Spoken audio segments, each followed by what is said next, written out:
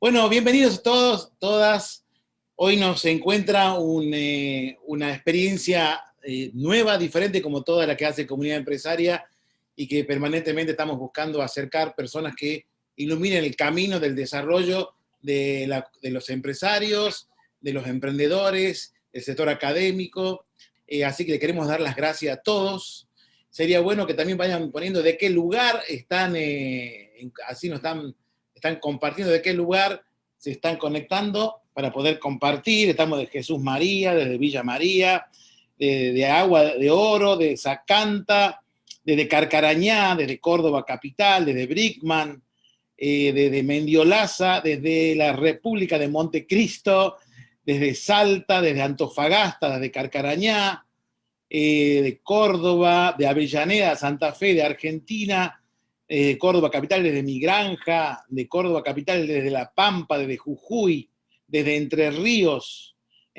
Bueno, esto no estamos muy contentos de Comunidad Empresaria, de que tengamos de todo el país y también de diferentes partes del mundo. Saben que Comunidad Empresaria es una propuesta que está expandiéndose por todo el país, desde Córdoba, y queremos que Córdoba pueda ser la plataforma también para poder encontrarnos con tantas personas del país federal, que es nuestro país, y de toda América Latina, de los países hispanohablantes, gente de España, de todos lugares también.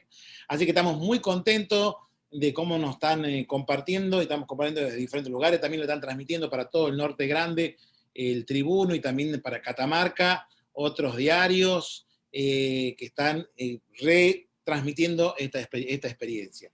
Así que hoy tenemos una persona especial, creo que es una habilidad muy importante de poder estar ella en este momento, nosotros con ella, en poder gestionar esto tan interesante que está pasando con la pandemia, las diferentes perspectivas que estamos viviendo.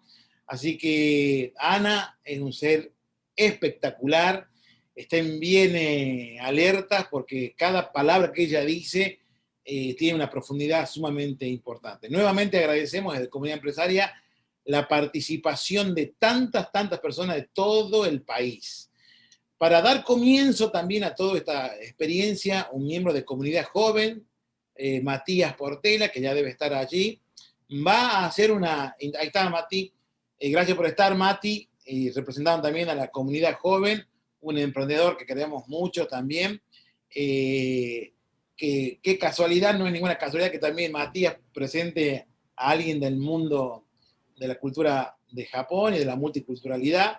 Así que vamos a escuchar de parte de Matías Portela una pequeña bio de Ana, para que después ya le demos el paso a lo mejor de la experiencia, que es escucharla a Ana. Mati, todo tuyo. Gracias, Isra. Bueno, espero que se escuche bien. Buenísimo. Bueno, Ana Kazumi Estal es docente, investigadora, escritora de ficción y traductora literaria, de madre japonesa y padre estadounidense alemán. Hoy vive y trabaja en Argentina. Obtuvo su doctorado en literatura comparada en University of California en Berkeley, con una investigación sobre identidades transculturales entre Occidente y Oriente, tomando casos de la literatura alemana, estadounidense y latinoamericana. En Argentina ha enseñado cursos introductorios sobre la literatura japonesa en traducción al español y al inglés. Y también, en conjunto con su madre Kyoto, ha traducido obras japonesas del antropólogo cultural Michitaro Tada al inglés y al español. Sus investigaciones actuales exploran las experiencias de cruce entre Asia y América del Sur, las conexiones sur-sur y la comparación entre arte visual y tradiciones literarias. Ha sido coordinadora de la cátedra Coetze de la UNSAM. Actualmente se desempeña como directora del programa de estudios globales de New York University en Buenos Aires. Es miembro de la junta directiva de la Comisión Fulbright en Argentina. Profesora titular de la cátedra de Narrativa Universal 2 de la UNA y da cursos en el ALBA. Bueno, Ana, es todo tuyo. Muchísimas gracias, Matías. Espero que se me puede oír bien. Muchas gracias a todos y todas por tomarse este tiempo hoy para compartir un poco este momento, quizás explorar algunas ideas, quizás sean familiares para algunos que ya conocen la cultura japonesa o habrán viajado, y tal vez resulten nuevas estas ideas. De todas formas, siempre es de alguna manera una experiencia nueva poner el foco en ciertos conceptos en un grupo como es este, un grupo que tiene que ver con emprendimiento, digamos, con innovar, con hacer cosas nuevas, con buscar abordajes distintos y mantener de alguna manera esa creativa inestabilidad que es encontrarse con otro. Muchísimas gracias entonces en primer lugar a Comunidad Empresaria, a Isra, Sinman y a todo el equipo. Espero que todos estén dentro de lo posible bien, pudiendo cuidarse y pudiendo proteger la salud. Bueno, esta invitación es un honor y de alguna manera implica una experiencia emotiva para mí siempre, porque es ponerme en contacto desde mi espacio nuevo, mi lengua nueva, el estar en Argentina, el hablar en español.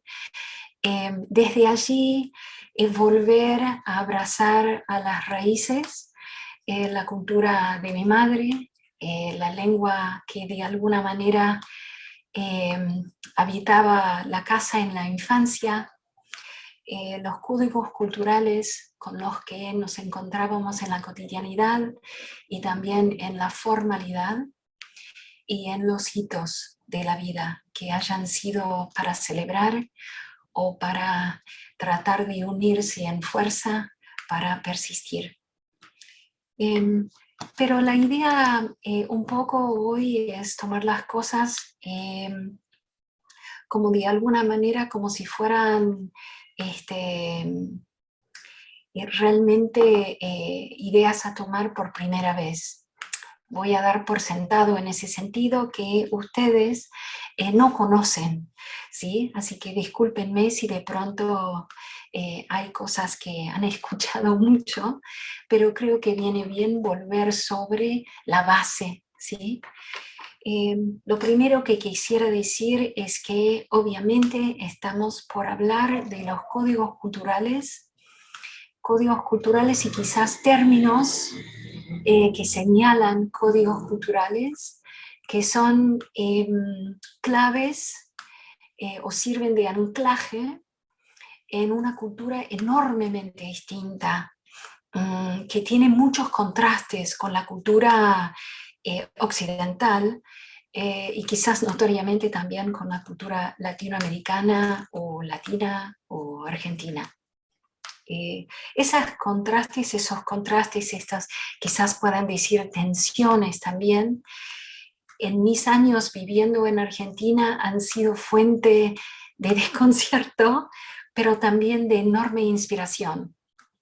De alguna manera acercarnos a una cultura distinta es desestabilizar un poco el eje propio, pero por otro lado ofrece ideas nuevas, perspectivas distintas sobre las cosas que tenemos en común en la humanidad, y también ofrece de alguna manera la oportunidad de cambiar de paradigmas y quizás en ese pequeño periplo, ese pequeño viaje, adquirir quizás una nueva perspectiva, ojalá reenergizante, de ver las cosas propias, ver y valorar las cosas propias.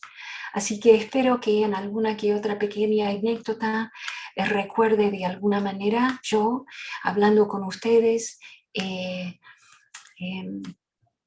algunos valores que justo tienen en Argentina, en Latinoamérica, en común con Japón, y ojalá se sorprenden.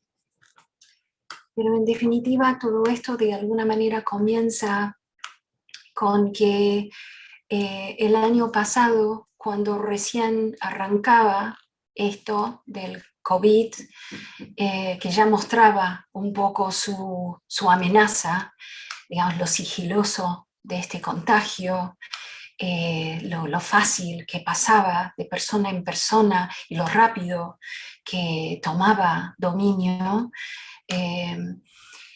Eso recién comenzaba y desde TEDx Río de la Plata me hicieron a mí y a algunos otros una invitación a tratar de pensar en qué podría, entre las cosas que conocemos, qué podría servir para ese momento en el que recién arrancaba todo y estaban tratando de inculcarnos hábitos nuevos, maneras de restringir el contacto, etc. Hábitos y quizás impuestos en ese momento. Entonces pensé que desde la cultura japonesa una de las cosas primordiales que podría hablar era señalar el hecho de una cultura que piensa a sí mismo siempre en colectivo, en grupo. Es siempre primordial el grupo al que uno pertenece.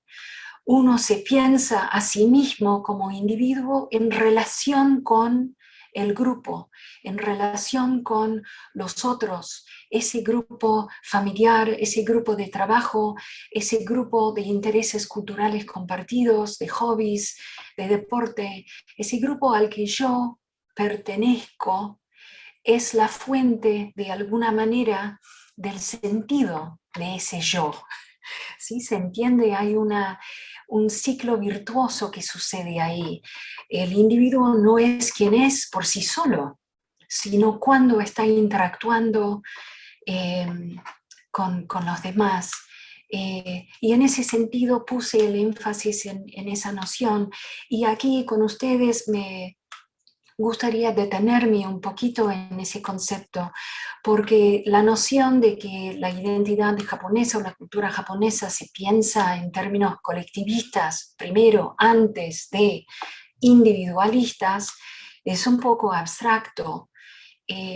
Pero por debajo de eso hay un concepto occidental que me parece merece señalar un poco más específicamente. Y esa es la idea, sea mito, prejuicio, ideal, que la identidad sea inmutable, que sea perdurable, que sea siempre la misma. La identidad de la persona no cambia. Por eso en Occidente se habla tanto de la integridad. La integridad es porque dijo una cosa un día y el otro día en otra situación dice lo mismo. Entonces tiene integridad. Esa es la identidad idealizada en Occidente de algo que no cambia, que se mantiene firme, que sigue en su forma, que es inmune a las influencias externas, ¿sí? Mientras en el concepto japonés, un poco más la cultura se rige por una noción de adaptabilidad al contexto, que uno forma parte de ese contexto. Entonces, de alguna manera, la individual solo tiene sentido cuando está influyendo positivamente en lo que va desarrollándose en el grupo al que pertenece. En ese sentido, también uno nota que los pronombres, la manera de nombrarse, la manera de enunciar yo o quién es uno, tiene que ver con el grupo. Uno se relaciona y entonces va cambiando ese yo o ese pronombre o esa denominación. Hay una anécdota que me gusta mucho contar cuando estoy tratando de ilustrar esto ante empresarios. Porque he seguido entre occidentales y japoneses que están en una negociación, en una mediación. Imaginemos dos equipos, una empresa japonesa con su equipo de traje y demás, o quizás no, en buzo y ramera, si bien moderno, un equipo de un emprendimiento, una empresa japonesa, y el otro equipo, una empresa, un equipo occidental. Van a los términos del contrato. Es el momento más álgido de la negociación. Cada equipo tiene que tratar de competir lo mejor posible para tener la máxima ventaja para sus propios intereses. ¿sí? Así que durante la presentación de la empresa occidental están con vehemencia presentando las ventajas de las condiciones y los términos, justificando aquellas cláusulas que quizás sean poco ventajosas para el equipo japonés, pero de todas maneras puedan ser razonablemente argumentadas. Y así van con fuerza tratando de convencer. Y enfrente están del equipo japonés asentiendo con la cabeza. Sí, dale, dale, buenísimo, genial, vale, fantástico. Y así, entonces los occidentales obviamente dan por sentado que tienen la batalla ganada y que enseguida entonces entregan el contrato con lápiz, con absoluta creencia que se firmará en el momento. Tan convencidos se mostraban.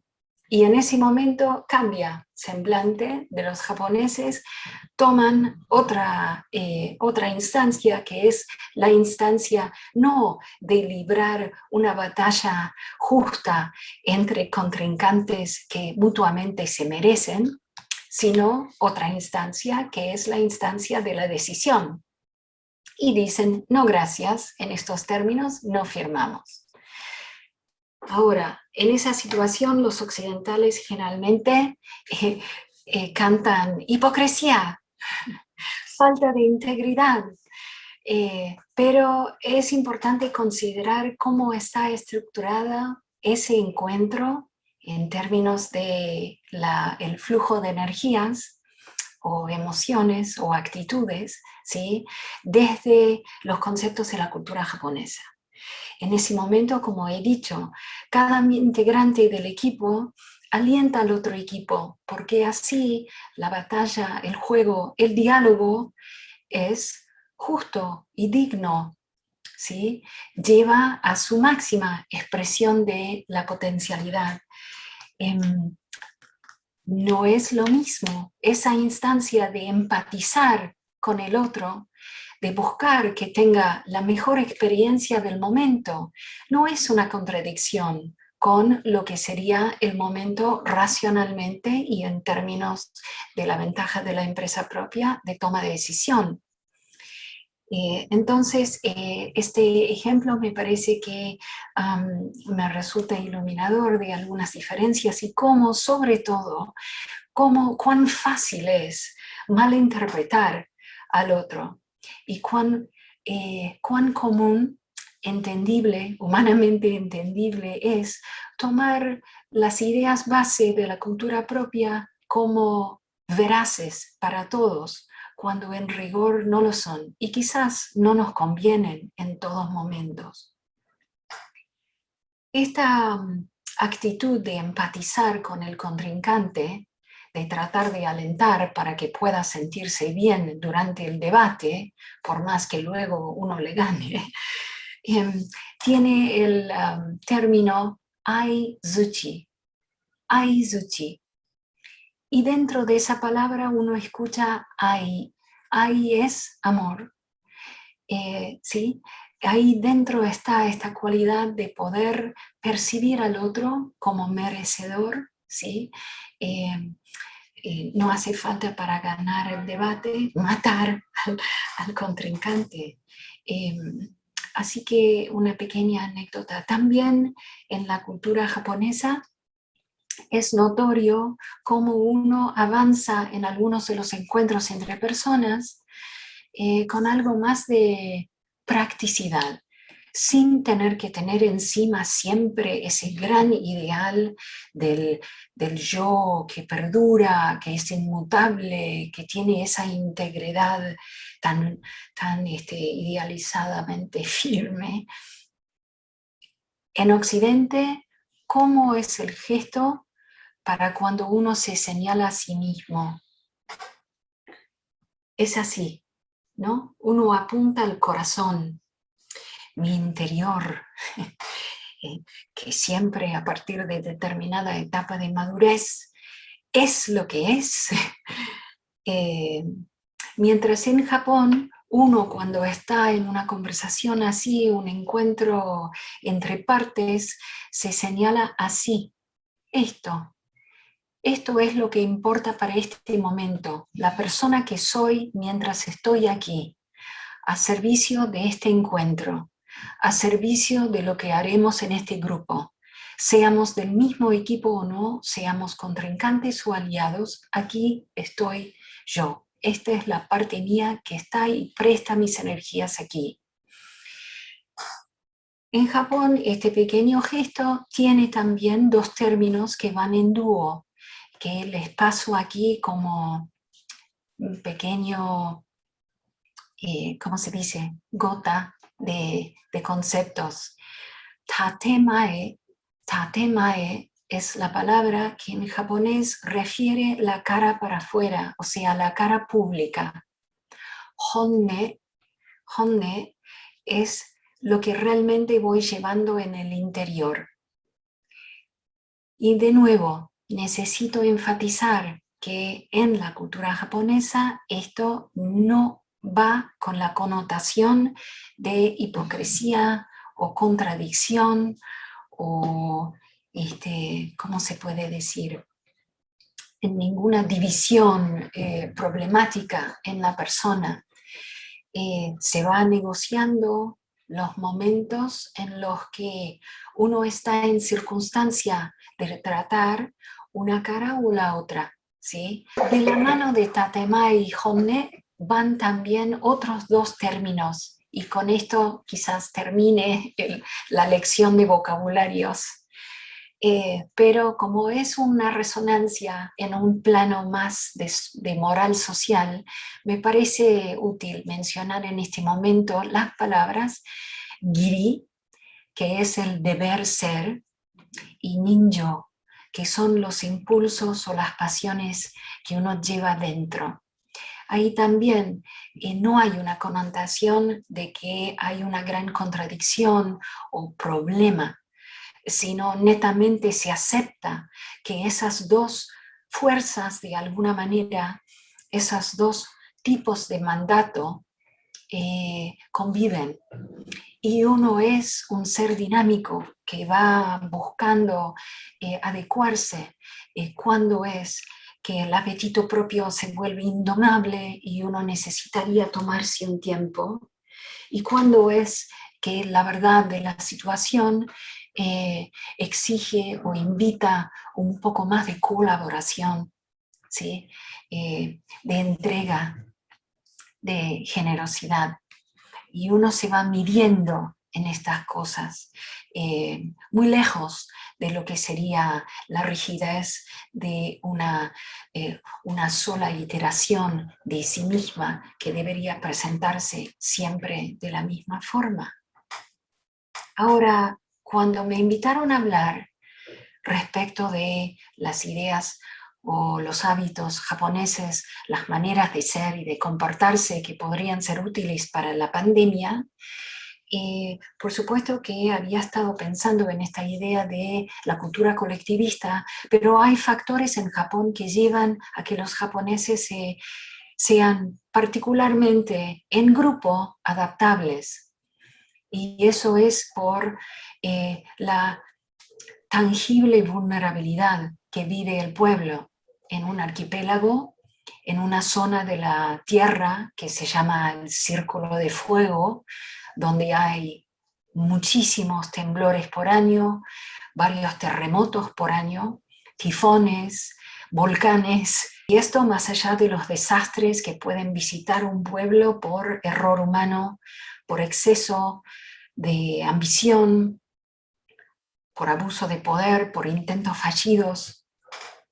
Entonces, así es que, además de desde dentro tener un concepto de que el individuo es de alguna manera determinado y también acobijado en el grupo, también está la realidad frente a ese tipo de amenazas de que el bienestar del grupo garantiza también el bienestar del individuo, del integrante, ¿no?, de ese grupo.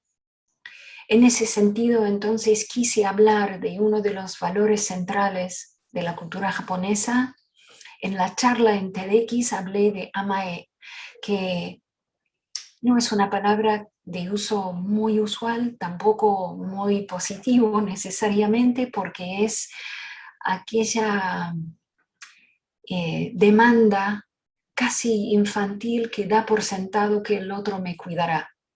Amae es cuídame, cuídame, o yo sé que me vas a cuidar. Por eso tiene un leve tinte de, ¿cómo se puede decir? Demandante, ¿no? De tironear la manga de la madre o del padre, ¿no? Pero lo que quería señalar era el hecho de una sociedad que tiene eso tan adentro que casi da por sentado que el otro me cuidará. Tanto es así que parte de Giri, parte de Tatemae es no exigirle demasiado al otro. No expreso demasiado mi tristeza porque el otro, yo sé, va a salir a cuidarme, va a dejar lo que está haciendo para ver qué me pasa a mí. Así que voy negociando. Cuando es necesario, quizás cuando la circunstancia permite o prometa ¿no? mayor éxito, ahí sí quizás me suelto. Pero si no lo estoy necesitando, sabiendo que ese Amae está y enseguida va a salir a buscarme en necesidad, me voy economizando, ¿no? Es en mis energías, pensando yo también en el otro. Ahora sí, luego pensé, la clave o el código cultural par, que es más de la cara pública, que está en la boca de todos, siempre en Japón y con orgullo se anuncia, es la que de alguna manera está presente en el título que dimos para esta charla esta noche, que es Wa. Wa literalmente significa armonía. Armonía así como lo entendemos en Occidente. Wa es en armonía cuando se traduce a un código de comportamiento en grupo, a un código de pensamiento cultural y social, se vuelve más difícil de explicar a occidentales, sobre todo cuando son de culturas individualistas. Confieso, la mayor dificultad para ilustrar y explicar Wa, intentar de que se pudiera adaptar, he tenido cuando estoy hablando con personas de mi país natal, Estados Unidos, una sociedad muy individualista, que siempre, ¿por qué? Tengo que pensarme más parte del grupo que yo, que como me pienso yo. ¿Y qué hay para mí en participar sacrificándome para el grupo? ¿Qué me da? ¿Qué recibo? Mientras me ha dado un gran alivio siempre que trato de hablar con grupos argentinos o amigos argentinos, porque enseguida se capta. En definitiva, creo que los argentinos tienen Wa, porque está en la frase que es muy fácil, creo, sentir de inmediato, ponerse la camiseta. De inmediato uno comprende lo que es eso, porque no es solamente pertenecer al grupo, no es solamente compartir una determinada lealtad, unas marcas determinadas, no es meramente cosmético o superficial. Hay una energía muy bonita, muy linda que uno recibe de ese pertenecer al grupo. La camiseta da. No es únicamente que el fan ofrece energía. Esto siempre me ha sorprendido cuando se habla de, hay un equipo argentino que creo que perdía durante un siglo con fans absolutamente leales y de repente luego de un siglo de perder ganaron. Pero durante todos esos años de perder, los fanáticos que se ponían la camiseta de ese equipo ganaban en energías, ganaban en esa vitalidad, que era compartir la pasión, compartir la convicción, compartir la creencia de que será algún día posible, y además pasarlo de generación en generación. Ese placer que viene de pertenecer al grupo, de pertenecer a generaciones, ¿sí? Eso es esa energía que uno recibe. Entonces, el tema de una cultura individualista que miraría el concepto WA, ¿qué gano yo perteneciendo al equipo? Es porque de alguna manera no han reconocido el flujo de energía que hay, la gran energía y la vitalidad que uno recibe al pertenecer al grupo, sobre todo cuando el grupo, como en Japón, tiene como el ADN de cuidarse entre sí. Cualquier integrante del grupo que necesita recibirá el socorro, el apoyo de los demás. En este sentido también viene a mi cabeza, viene a la mente una de las cosas que me sorprendió mucho cuando llegué una de las primeras veces a Buenos Aires. Había estado viviendo primero en Boston, luego en San Francisco, y era de costumbre para mí, sobre todo en zonas de trabajo, de oficinas, ver a las personas muy ensimismadas, y también si sucediera que alguien en la calle necesitara ayuda, esquivar con mucha frialdad y tampoco con mucha, se puede decir, no muy compungidos. Cosa que a mí en general, por la crianza que tuve, me dejaba un poco helada. Pero ya me había llegado a acostumbrar bastante. Me acuerdo, había ido a hacer unos trámites en el centro, estaba cerca de la zona de tribunales, había muchas personas en ese horario al mediodía, personas de traje, de muy, muy lindo traje, corbata, cara, zapatos, taller, todo así bien persona, ¿cómo se puede decir?, establecida. Y recuerdo entre personas que estaban pidiendo ayuda, había un niño, joven adolescente, flaquito, y en un momento se desmayó. Obviamente era un niño de la calle, estaba sucio, si recuerdo bien no tenía zapatillas, no tenía zapatos. Y al desmayarse se cayó sobre como una posta y la vereda. Pero nunca vi esto. Estas personas de traje tan elegante, tan bien vestidos, con sus maletines de cuero brillosos, bajaron al piso. Pero bajaron al piso, se arrodillaron al lado, le ofrecieron, lo tocaron para levantar la cabeza. Esos gestos no mienten. Eso solamente es si hay WA. Solamente es si hay una noción de lo que es Amae en una sociedad.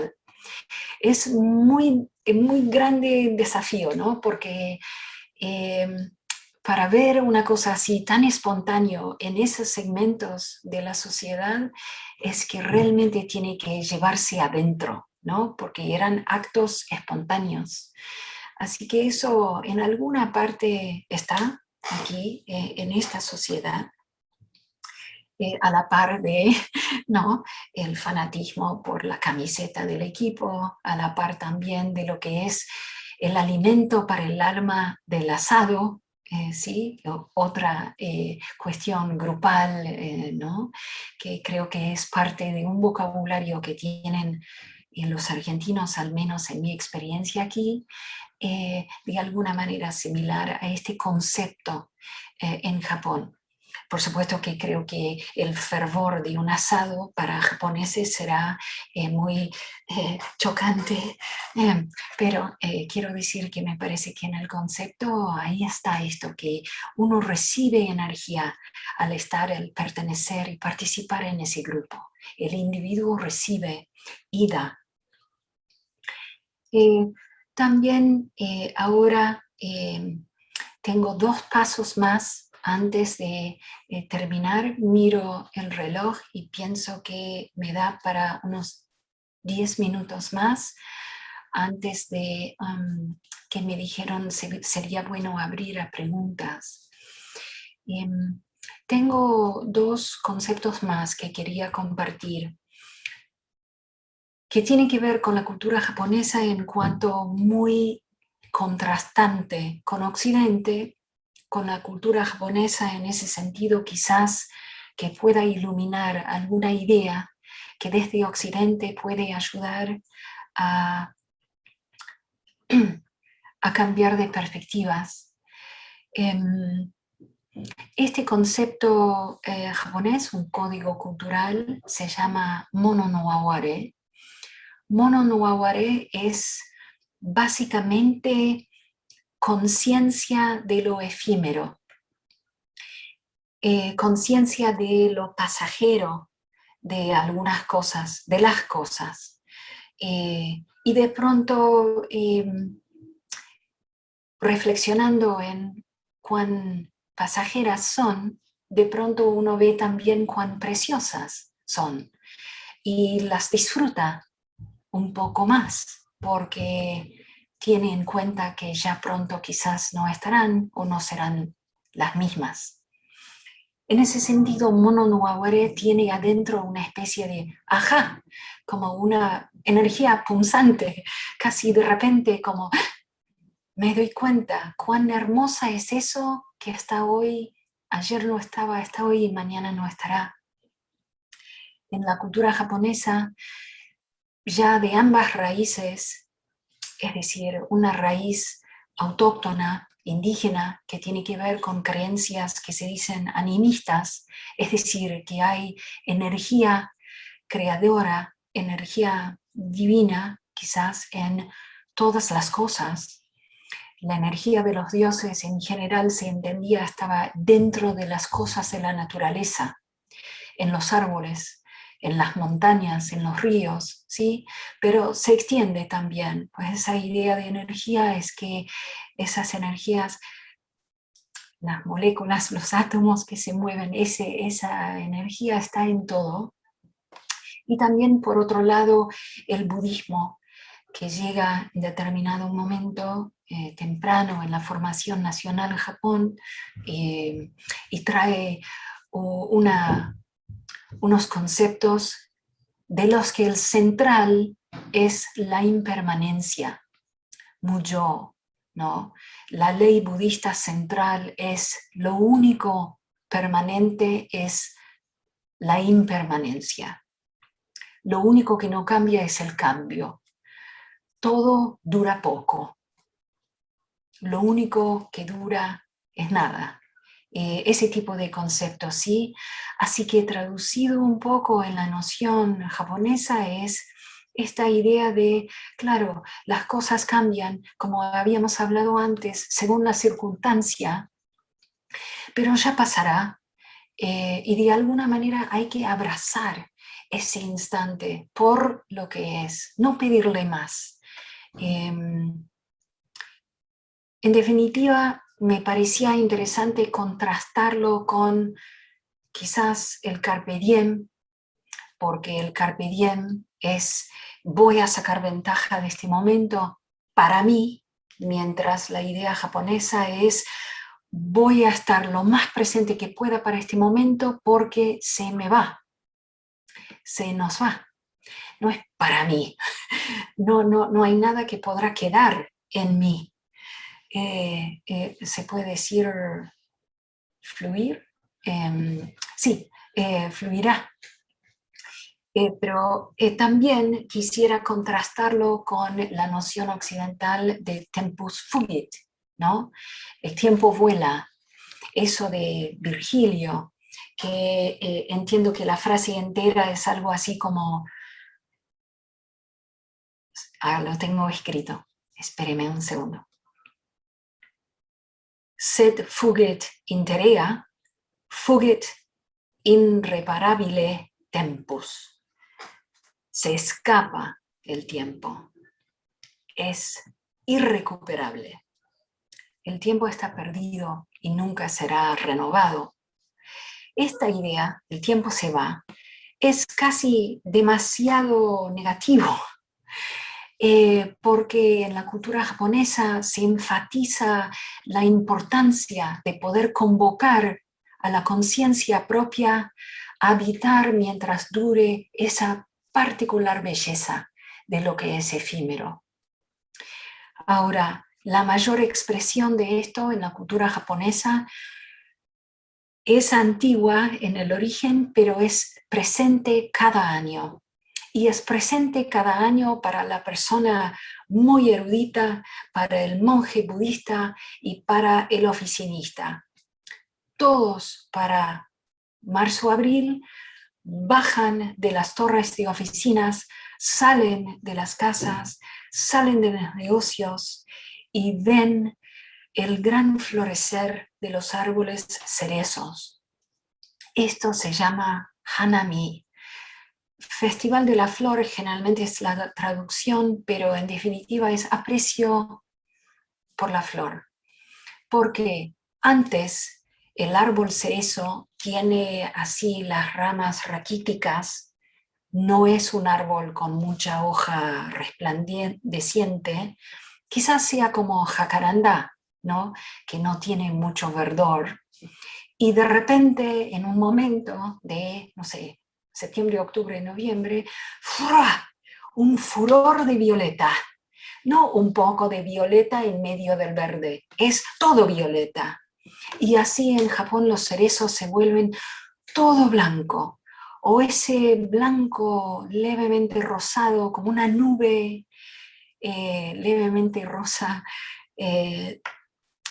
una cosa absolutamente fantástica, una enorme y repentina transformación, con mucha efusividad, mucha fuerza en esa flor tan delicada, que dura nada más que una semana, unos días.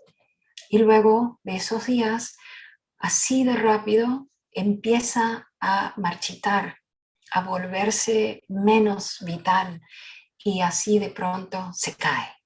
Y hay una alfombra blancuzco en el piso y las ramas otra vez ¿no? Ese proceso de transformación se celebrar no es, uno participa en eso cada año, no solamente para capturar el día, no solamente tampoco para flagelarse, el tiempo no se va, no es mío, sino para experimentar en carne propia cómo es eso de lo precioso de estar en ese instante tan fulgurante, ¿sí? Me parece que estoy tratando de prestar como una especie de tono positivo. Es muy difícil porque dura tan poco la flor que siempre viene como un tinte tristecito, pero realmente es desde un concepto de poder experimentar, de aumentar la capacidad de recibir placer de ese momento, que es un fluir, pero del que uno también forma parte, fluyendo. O sea, no hay tanto pérdida como el tempo fugit. Ahora, como último concepto, hace poco, hace unas semanas, desde una revista Sofía, en Buenos Aires, aquí una revista que pone en foco bastante cuestiones de reflexionar y eso, me contactaron para preguntarme por aquella charla de TEDx, donde hablé de Amae y Wa y cuidarnos como grupo. Y claro, me dijeron, y ahora, 14 meses después de aguantar todo este guau, ¿qué se te viene a la cabeza? Difícil consigna. Retiré, porque siempre viene bien retirar, pero pensé que quizás la cultura japonesa todavía tiene para aportar algo, una perspectiva distinta, y en esta ocasión entonces pensé en otra palabra budista, o que tiene tono bien de dogma, que es gaman. Gaman es un término que significa paciencia, básicamente, pero también de alguna manera tolerancia, así esa tolerancia que puede tener el junco de las corrientes, ¿sí? Aguante, creo que está muy bueno por cómo escucho a los argentinos usar la palabra, tener aguante, gamán.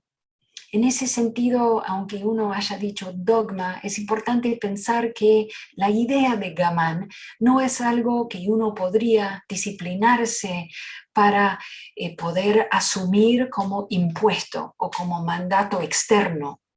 La idea de gamán es desde adentro, poder que nazca y que pueda vivir dentro de uno una capacidad de aguante.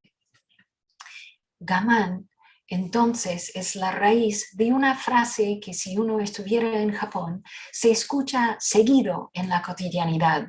Gamán no, porque término espiritual, así, filosófico. Pero esta otra frase que tiene en su raíz, gamán, se usa siempre, pero se usa para cuando la hija va a entrar en el examen de filosofía o el marido va a entrar en un Zoom para negociar algo. Uno quizás lo piensa para sí mismo cuando tiene que entregar algo al comité en el trabajo. Es gambate.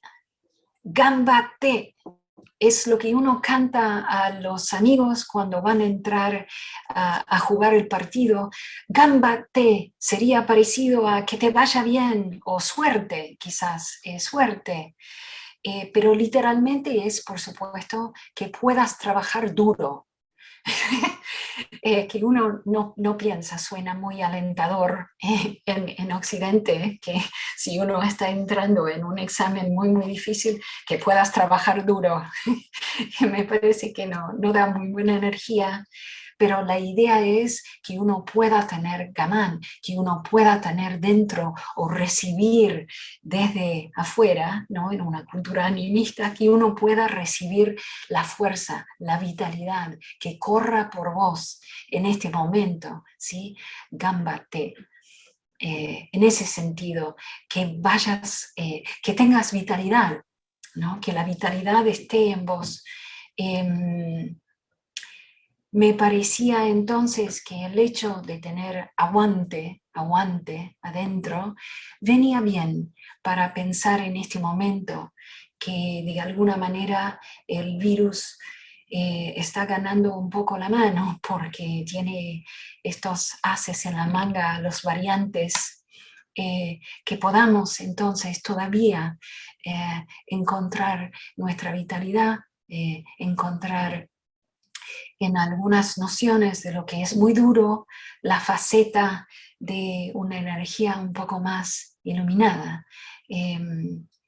Y tratar también de todavía darnos aliento. Espero que estas pequeñas ideas que trae a visita hayan resultado agradables, sobre todo comprensibles en la explicación, y agradezco nuevamente la invitación. Gracias, Ana, muchísimas gracias. Bueno, se darán cuenta que la gente está totalmente conectada con todo su sentir. Como tenemos poquito tiempo, hay varias preguntas, pero queremos sintetizarla en una que creo que podés seguramente aportar mucho valor, que sintetiza todo esto que hablábamos del gamán, del wa, de cada palabra en Japón, que nos trae una cultura a la mano. Hay una pregunta que tiene que ver con que si podés compartir algo de esto tan apasionante, tan bello, que es el Ikigai. Sí, noté que Ikigai está en este momento como muy popularizado en Occidente. Es como hace un tiempito Wabi Sabi estaba por todos lados, ¿no es cierto? Ahora Ikigai. Claro, quizás es bueno pensar la palabra porque se compone de iba a decir tres palabras, pero es palabra compuesta de tres ideas y que es interesante empezar. Y sería propósito, propósito o meta, pero también en la misma idea, en la idea japonesa, el propósito o la meta no es necesariamente tan externa, porque también vive como intención o deseo, ¿no? Y mientras en mi concepto de Occidente están un poco separados, lo que sería la meta, el propósito que me pongo, y el deseo, la intención que se me brota. En Japón estos ya están dentro, ¿sí? Así que creo que en lo que veo y escucho de Ikigai, casi la primera parte hace el resumen de lo que Occidente está como buscando ahí, ¿no? Pero después de eso está Ki.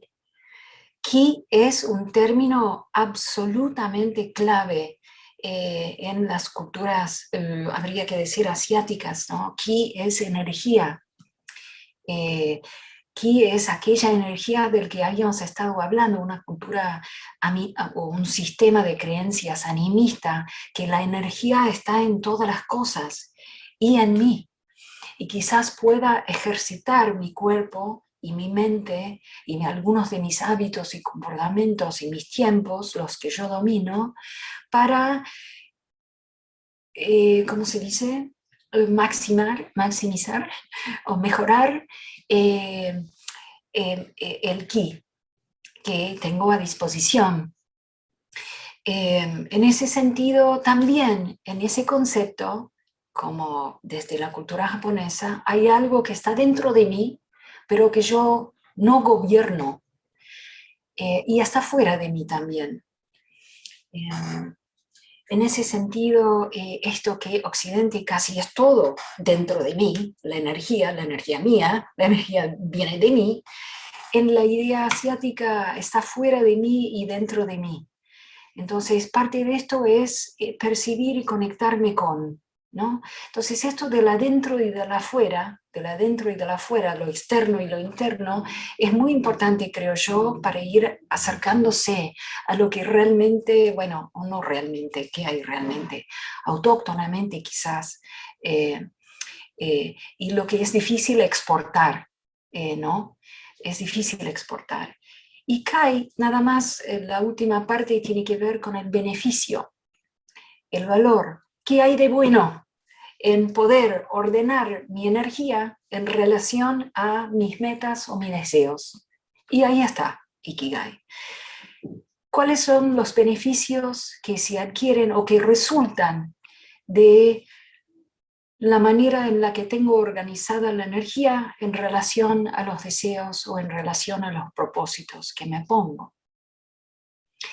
Armonizar esto, ¿sí? Es concientizar cuáles son los beneficios que tal vez no sean las que concuerdan con mi deseo, o quizás que de alguna manera se puede decir salen mal, ¿sí? Se entiende, pero este concepto muchas veces tiene que ver con, digamos, direccionar a una persona en etapa de maduración, ¿no? ¿Qué busca un universitario? ¿No? ¿Cuál es la carrera? ¿No es cierto? O quizás de pronto al terminar un negocio, ¿y ahora qué hago conmigo? ¿No? Pero para mí hay una clave ahí en no trasladar directamente a la noción individualista de quién es uno, ¿no? Recordar esas dimensiones, la dimensión externa, las limitaciones sobre la dimensión de energía interna, ¿sí? Y permitir una especie de balanceo o ecuación. Espero haber podido, no pensé que íbamos a hablar de esto, pero creo que es no tan fácil traducible. Sí, sí, Ana, muchas gracias. Bueno, le estamos pidiendo ahí a la gente y les vamos a pedir a todos, estamos en el último minuto, que quiera escribir ahí un saludo para ti, después vamos a copiar todo el chat para que vos puedas tenerlo. Pero nuevamente agradecerte, Ana, tu dar. Realmente cada vez que converso contigo, con Ricardo, que son dos amigos muy queridos, realmente siempre uno sale con ganas de más. De parte nuestra, de toda la comunidad empresaria, queremos agradecerte estos espacios que con tanta generosidad nos has compartido.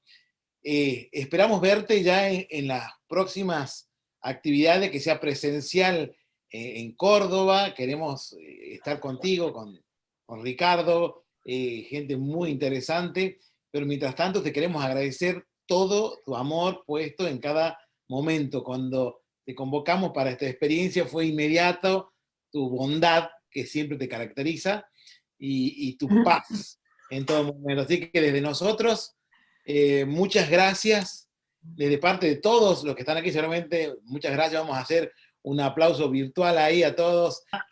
Te esperamos por Córdoba, te esperamos por Córdoba.